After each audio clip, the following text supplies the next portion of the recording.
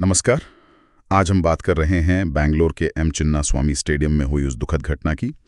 4 जून जब आरसीबी की जीत का जश्न वो भगदड़ में बदल गया। हाँ, वाकई एक भयानक त्रासदी थी वो। 18 साल बाद आईपीएल जीतने का जश्न था और भीड़ इतनी ज्यादा। कितनी ज्यादा? मैंने सुना आंकड़े बहुत चौंकाने वाले थे। चौंकाने वाले ही थे। अंदाजा है कि करीब 5 लाख लोग स्टेडियम पहुंच गए थे। 5 लाख? और स्टेडियम की क्षमता तो महज 33,000 के आसपास है। तो आप सोच सकते हैं कि क्या हालात बने होंगे। हाँ, और नतीजा 11 लोगों की मौत, 56 घायल। बहुत दुखद। बिल्कुल। और इसके फौरन बाद फिर कानूनी कार्रवाई शुरू हो गई। हाँ, एफआईआर हुई। RCB, event management company DNA और Karnataka state cricket association KSCA के अधिकारियों पर जी, क्रिमिनल केस दर्ज हुआ। और फिर 6 जून को गिरफ्तारियां भी हुई। कौन कौन गिरफ्तार हुआ था? आरसीबी के मार्केटिंग हेड थे निखिल सुसाले और डीएनए इवेंट्स के 3 प्रतिनिधि, सुनील मैथ्यू जो वाइस प्रेसिडेंट है, Kiran Kumar S operations manager और समंत एनपी माविनकेरे।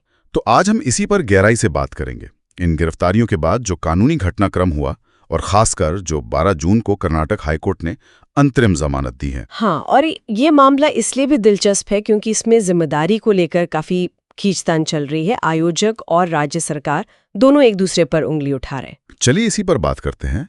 पहले आरोपियों के पक्ष को देखते हैं। उनके वकीलों ने क्या दलीलें दी? उनके वकीलों सीनियर एडवोकेट संदेश चौटा और सीवी नागेश ने कहा कि ये गिरफ्तारियां सिलेक्टिव थे।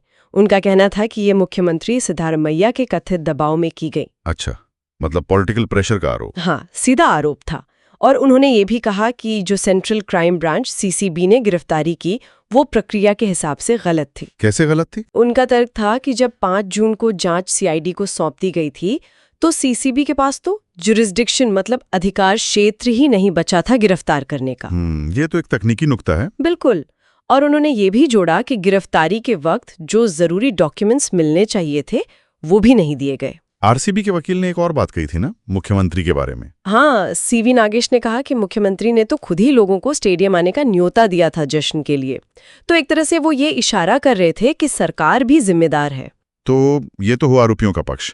अब राज्य सरकार का क्या कहना था? महाधिवक्ता ने क्या जवाब दिया?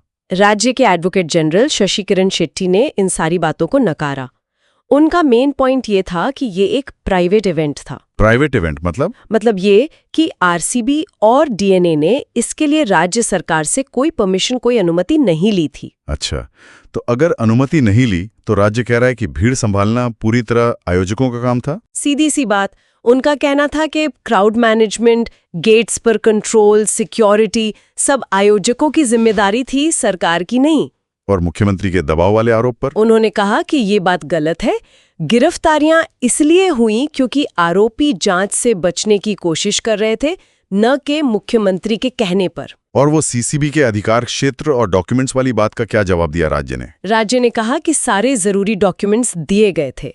और सीसीबी की भूमिका पर उनका कहना था कि सीसीबी ने टेक्निकली गिरफ्तारी नहीं की। तो फिर क्या किया? उन्होंने कहा कि एक सीनियर आईपीएस ऑफिसर है, हकाय अक्षय मचिंदर, जो उस समय सस्पेंडेड डीसीपी की जगह एडिशनल चार्ज संभाल रहे थे, उनके कहने पर सीसीबी ने अभियुक्तों को सिर्फ पकड़ा था, एप्रहेंड किया था। अच्छा, पकड़ा था, गिरफ्तार नहीं किया। ये तो कानूनी बारीकियां हैं। हाँ, और उनका कहना था कि फॉर्मल अरेस्ट जो है वो पुलिस ने किया, और वो भी जांच सीआईडी को सौंपने से ठीक पहले 6 जून को। तो उनके हिसाब से प्रोसीजर में कोई गड़बड़ी नहीं थी। तो ये सारी दलीलें सुनने के बाद कोर्ट ने क्या फैसला किया?